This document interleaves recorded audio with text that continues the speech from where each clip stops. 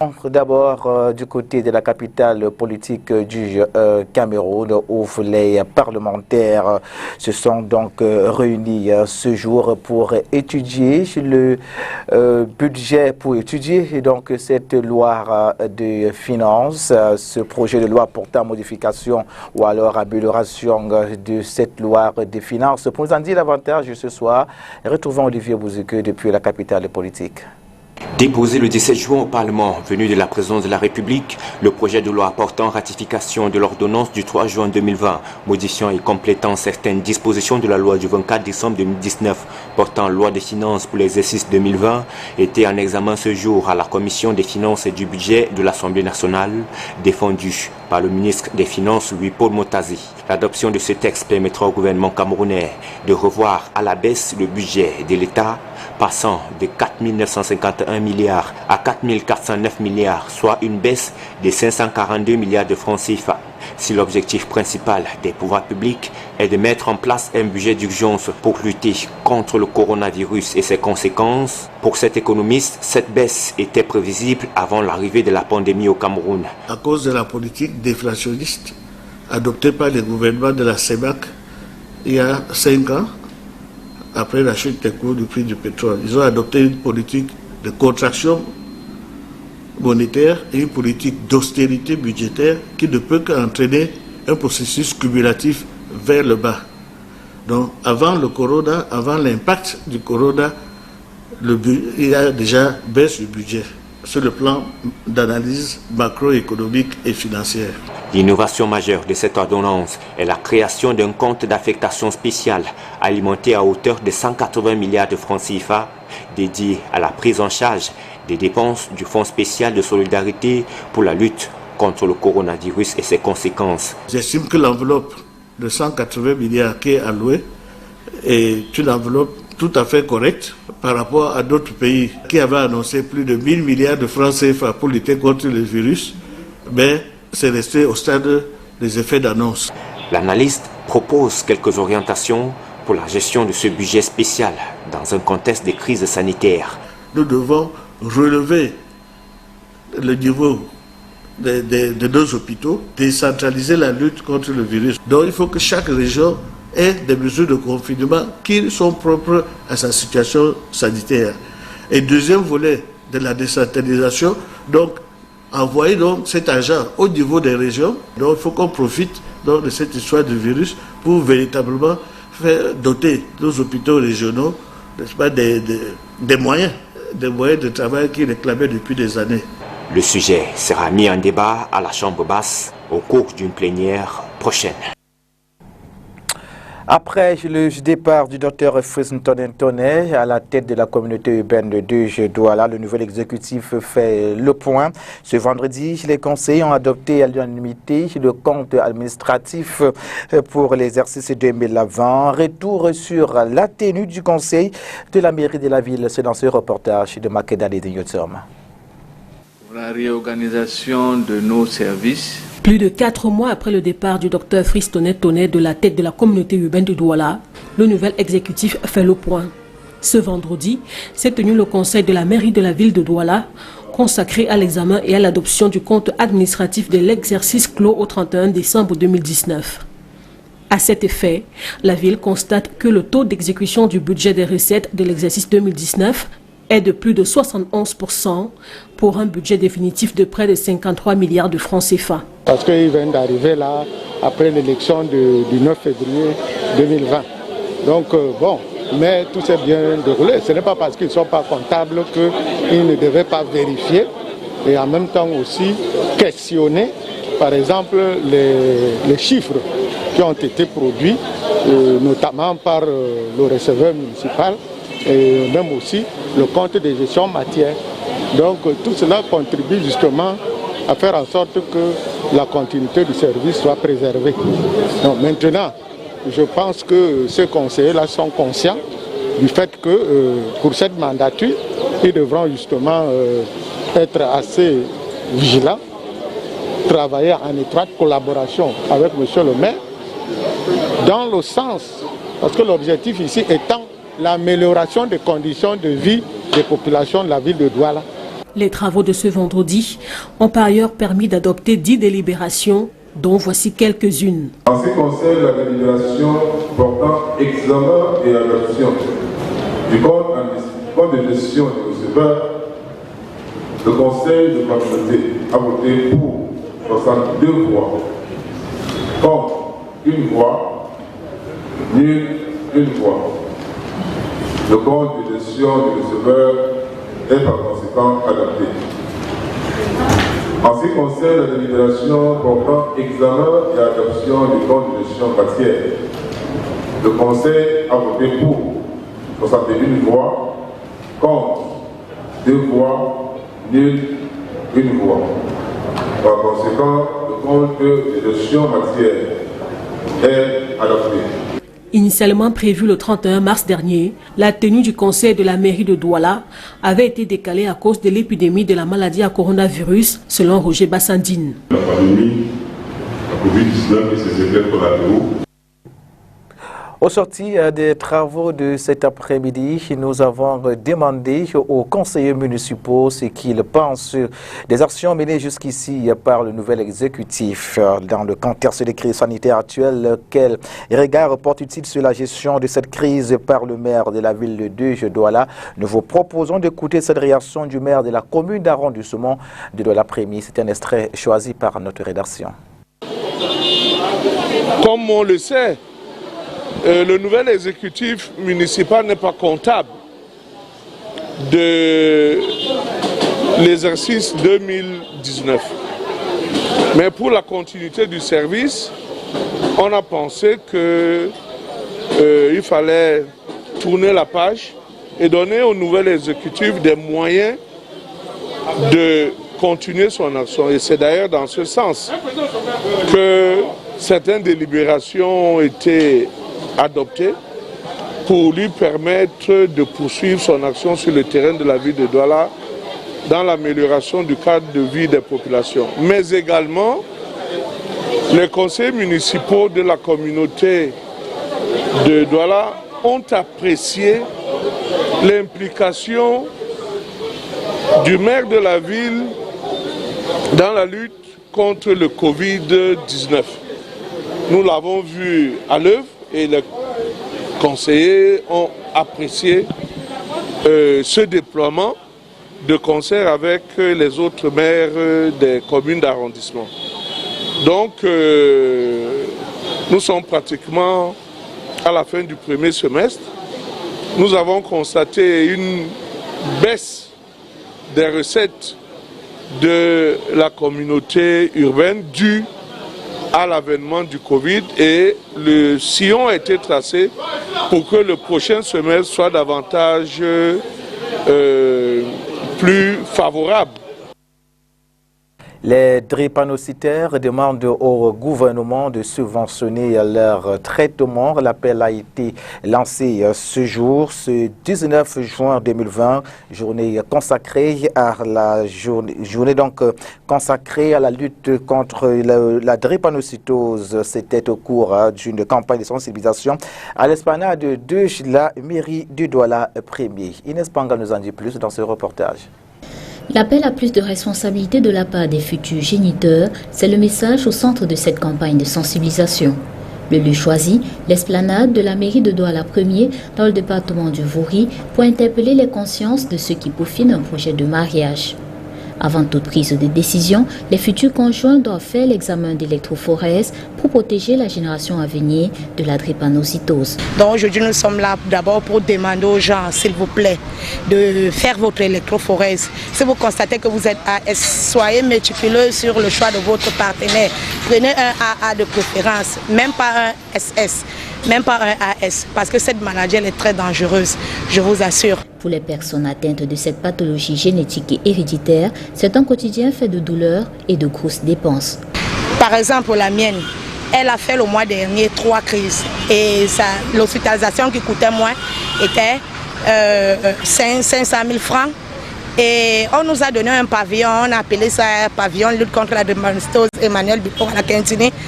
Mais malheureusement, on n'est vraiment pas pris en charge, on ne bénéficie de rien, même pas un paracétamol. Déjà, lorsque vous êtes drépanocytaire, vous êtes habitué à avoir des douleurs chaque temps. Et par exemple, pour moi, je me retrouve parfois avec des antidouleurs le mois qui me coûtent près de 87 000. Pour la 17e édition de la Journée mondiale de la drépanocytose, ce 19 juin 2020, l'Association nationale des drépanocytaires lance un cri de cœur au gouvernement. Bon, je pense que l'État pourrait bien jeter un regard là-dessus et essayer de financer les frais d'antidouleurs qui sont vraiment le quotidien des drépanocytaires. Donc ici aujourd'hui on lance aussi un cri de détresse.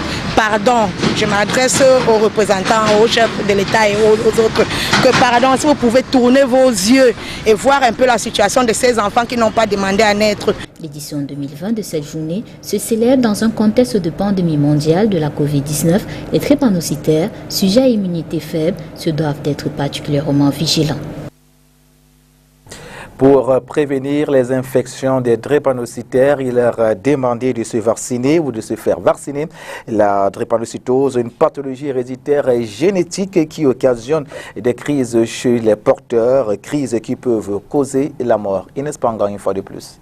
Le vaccin pour personnes drépanocytaires, pas pour prévenir la pathologie génétique et héréditaire qui est incurable, mais pour limiter la survenue des cas d'infection, notamment pulmonaires ou de l'os. Nous insistons dans le cadre de la prévention de ces infections-là, sur la vaccination, qui va aider ces malades à vraiment lutter contre ces infections-là, mais également sur l'hygiène de vie, sur le fait de dormir sous la moustiquaire. Tout ça, c'est des moyens pour éviter les infections. Quand on sait qu'une infection sévère peut être la cause d'une anémie, peut être la cause du déclenchement d'une crise douloureuse. Également appelée anémie falciforme, la drépanocytose, maladie résultant d'une mutation sur le gène codant l'hémoglobine, a 3 grands groupes de symptômes. Les crises douloureuses, qui sont d'ailleurs le symptôme le plus fréquent, ces enfants qui ont mal ou des patients qui ont mal sans avoir eu de traumatisme au préalable.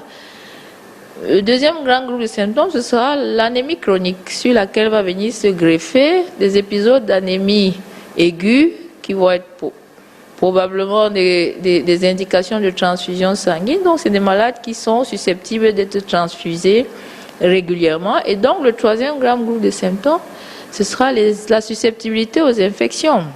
C'est des malades qui vont plus facilement que le sujet normal faire des infections et des infections sévères. Au Cameroun, 2 millions de bébés naissent drépanocytaires chaque année, avec près de 6 000 naissances par an pour les villes de Douala et de Yaoundé. À cause de la prise en charge tardive de certains malades, 50 à 70% d'enfants drépanocytaires meurent avant l'âge de 5 ans. Pourtant, avec un dépistage précoce et un suivi médical et psychosocial adapté, l'espérance de vie des patients peut considérablement être améliorée.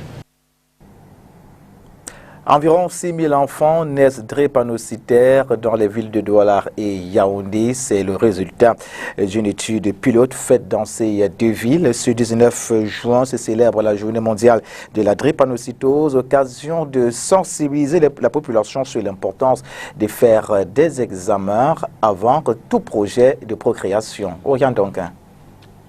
Les chiffres feraient pâlir même les plus aguerris lorsqu'on imagine ce que vivent les drépanocytaires. C'est 6 000 naissances par an, par exemple, avec l'étude pilote que nous sommes en train de mener actuellement sur le dépistage néonatal. On se rend compte que seulement en tenant compte des chiffres de Douala et Yaoundé, nous sommes à 6 000 naissances par an. Imaginez si nous allons dans l'arrière-pays, où les gens n'ont jamais entendu parler de la drépanocytose, où les gens ne savent pas ce que c'est, où les gens se mettent en couple sans réfléchir. Imaginez qu'il y a encore dans l'arrière-pays tellement de gens qui se mettent en couple dans ces conditions-là, et donc probablement beaucoup d'autres enfants drépanocytaires qui ne sont pas encore diagnostiqués. La maladie est évitable. Avant tout projet de procréation, il est important de passer des examens. Et la prévention demande à ce que chacun de nous fasse son électrophorèse d'hémoglobine. Surtout les jeunes en âge de procréer, les jeunes qui veulent se mettre en couple, ceux qui sont encore en âge de procréer. Vraiment que chacun connaisse son électrophorèse d'hémoglobine, qu'il connaisse l'électrophorèse d'hémoglobine de son partenaire et qu'il sache s'ils sont compatibles sur le plan de la prévention de cette maladie-là. L'électrophorèse d'hémoglobine n'est pas à confondre au rhésus. C'est deux choses différentes parce qu'il y a des gens qui confondent toujours. Le résus, ça concerne le groupe sanguin, c'est-à-dire est-ce que AB, oui, il y a plusieurs systèmes. Il y a le système ABO, il y a le système Kell-Dufy, il y a plusieurs autres systèmes. Mais le plus connu, c'est le système ABO. C'est-à-dire que vous pouvez être A résus positif, mais ça n'a rien à voir avec l'électrophorèse d'hémoglobine, au cours de laquelle on va donc chercher si vous êtes porteur d'une hémoglobine anormale qu'on appelle l'hémoglobine S. Le 19 juin se célèbre la journée mondiale de la drépanocytose, une maladie qui a un impact tant physique que psychologique et même économique sur la famille et par ricochet sur la société tout entière. À ce sujet, justement, je vous propose à l'instant de suivre le docteur Charlotte Epossé Mangele, la pédiatre spécialiste de la drépanocytose, revient sur l'impact de la maladie dans la société. Dire que c'est pas facile. C'est pas facile parce que sur le plan émotionnel, si vous voyez, vous en tant que parent, votre enfant souffrir, des fois les parents souffrent 2 fois plus que les enfants pour que le malade lui-même, parce que c'est des fois des douleurs atroces. Où certains vont vous dire, pourquoi moi? Pourquoi je préfère mourir que de vivre ça tout le temps? Et s'il a 1-2 crises par mois, et chaque fois, il se dit peut-être que c'est la dernière crise, peut-être que je vais mourir aujourd'hui. Donc, sur le plan psychologique, il faut être suffisamment préparé pour affronter ça. On sait que très souvent, étant susceptible d'avoir des complications sévères de la maladie, parce que vous pouvez avoir un AVC, parce que vous êtes drépanocytaire, vous pouvez avoir une nécrose des os et être handicapé moteur parce que vous êtes drépanocytaire.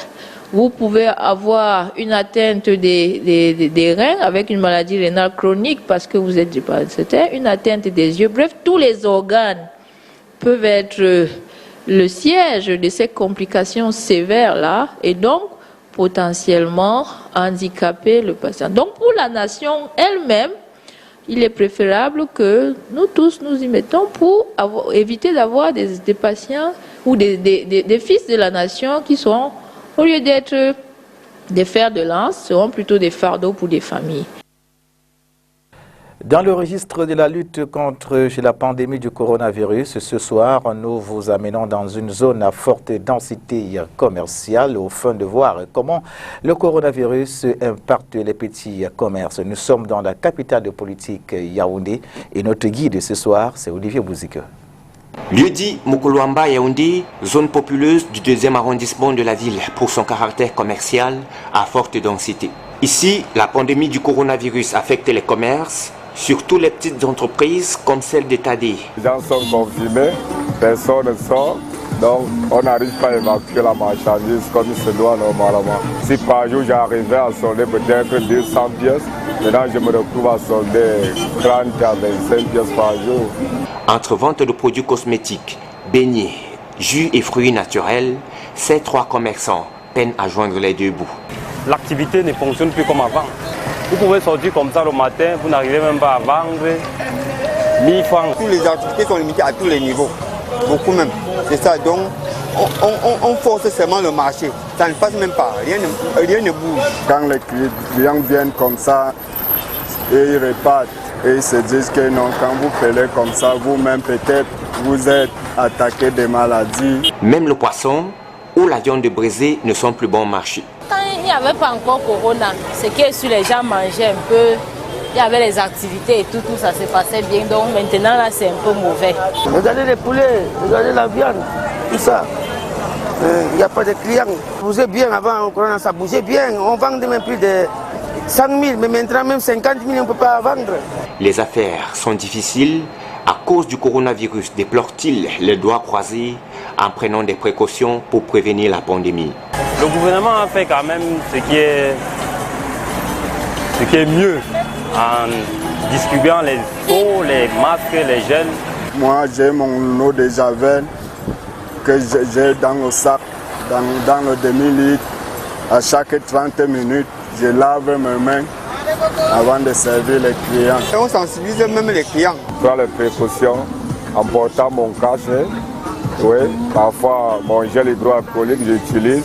Nous prions vraiment que la situation se rétablisse. Selon les dernières statistiques officielles, le Cameroun enregistre 10 638 cas confirmés, 7 548 guérisons et 282 décès dus au Covid-19. L'on ne saurait parler des pics de l'épidémie en ce moment au Cameroun. Contrairement à l'information qui a circulé à une certaine période, nous devons comprendre qu'avec les tests qui se font de plus en plus, les chiffres seront revus. Le docteur Georges-Alain Etundimbalar était l'invité de l'émission Culte Entretien avec de ce jeudi. Le directeur de la maladie, des épidémies et des pandémies au ministère de la Santé publique nous explique ce qu'est le pic. Je vous propose de l'écouter dans cet extrait sélectionné par Orient Donquin. Les épidémies, ça vient dans une situation normale, ça monte, les gens ça monte, et puis, quand vous soignez, quoi que vous fassiez, ça finit toujours par descendre. Avec les épidémies, c'est vraiment comme on dit souvent au quartier, quelle que soit la longueur de la nuit, le soleil va toujours venir. Donc, voilà c'est de ça qu'il est question. Donc, ce qu'on se dit, c'est que les épidémies, quand ça va venir, il arrivera toujours un moment où ça aura tué ce que ça aura tué et ça va descendre. Le sommet là, où ça aura tué ce que ça aura tué et que ça descend, c'est ça qu'on appelle le pic. Maintenant, il faut savoir que cette affaire de pic là est très compliquée.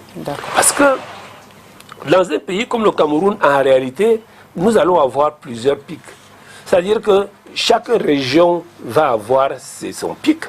C'est-à-dire qu'aujourd'hui, la région du centre, les régions du littoral et de l'ouest, qui ont une forme de transmission tout à fait particulière, nous sommes en train de surveiller le moment où on va monter, et on pense qu'on va descendre. Ce qui est sûr, c'est que nous allons encore monter. Parce que comme nous testons plus, nous allons découvrir plus de cas. Moi, à mon avis, nous pensions avant l'épidémie qu'au mois de mai, juin, on allait avoir le pic. Mais au fil de l'évolution, maintenant que nous testons plus, comme ça doit se faire, on doit réajuster notre stratégie. Je vous invite à présent à faire un tour du côté de Sandaga pour rencontrer le jeune Clovis Asso, un jeune Camerounais titulaire d'un GC Advanced Level, mais qui est porteur au marché Sandaga. Dans le premier arrondissement de la ville de Douala, grâce à cette activité, il réussit à payer les frais de scolarité de ses études en informatique. Suivons un peu de ce reportage. L'expression biblique se charger chaque jour de sa croix et avancer décrit bien le quotidien de Clovis Asso. Porteur au marché Sandaga dans le premier arrondissement de Douala, sa présentation physique donne parfois d'oublier son background académique, lui qui est pourtant titulaire d'un GCE Advanced Level, équivalent du baccalauréat dans le système francophone. Je fais cette activité depuis 2016 quand j'ai obtenu mon GCE Advanced Level. N'ayant pas suffisamment de moyens pour poursuivre ma scolarité, j'ai décidé de venir ici. Sa journée commence à l'aube, aux environs de 3 heures, avec son arrivée dans cet espace marchand spécialisé dans la vente en gros et en détail de vivres frais à Douala. Quand j'entre dans le marché, tout ce que je trouve et qui peut me permettre de gagner un peu d'argent, je le fais sans souci. Ne connaissant pas de jour férié, Clovis Asso admet que les contraintes de cette activité pourraient repousser plus d'un, mais les revenus journaliers lui donnent de tenir le coup. Je suis vraiment sale, personne n'aimerait apparaître ainsi. Mais aucune compagnie ne peut me donner 5 000 francs par jour, mais ici je gagne 7 000 francs CFA par jour. Actuellement étudiant en informatique, Clovis et même certaines clientes regrettent qu'il y ait des brebis galeuses dans cette activité qui requiert pourtant une grande confiance entre vendeurs, clients et porteurs. Le choix de porteur dépend de ton vendeur. Quand tu arrives, que tu n'as pas les possibilités de transporter plusieurs sacs, quand tu achètes, tu peux rassembler chez ton acheteur, soit par exemple comme j'achète par exemple les avocats, tu achètes les tomates et autres, tu rassembles et trouve un porteur qui le reconnaît. Ça veut dire qu'un porteur qui ne peut pas te détourner la marchandise, un porteur qui t'amène à destination comme nous prenons les taxis, il vient, il te dépose, vous faites un prix, il te paye. Le récit de la vie de Clovis Asso doit pouvoir inspirer ceux qui, à la recherche d'un emploi, ont tendance à désespérer. À présent, le round-up de l'actualité africaine avec nos partenaires de la Voix de l'Amérique.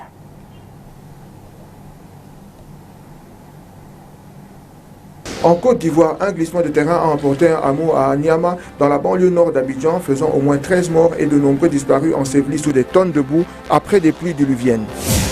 Au Burkina Faso, le président Roch Marc Christian Kaboré a effectué une visite surprise à Djibo, dans le nord du pays.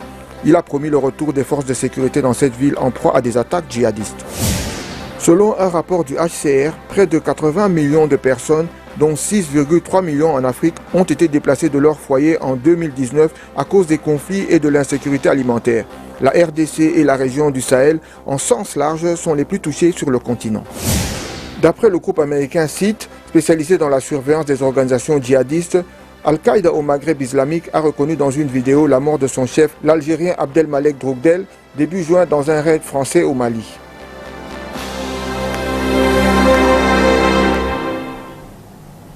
Retrouvez demain à 20h l'équipe du week-end pour un rendez-vous d'information bilingue sur Spectrum et Télévision. Mesdames, Messieurs, c'est ici que nous marquons un terme à ce journal. Retrouvons-nous la semaine prochaine à 20h sur la même chaîne de télévision. D'ici là, bien des choses à vous. Bonsoir.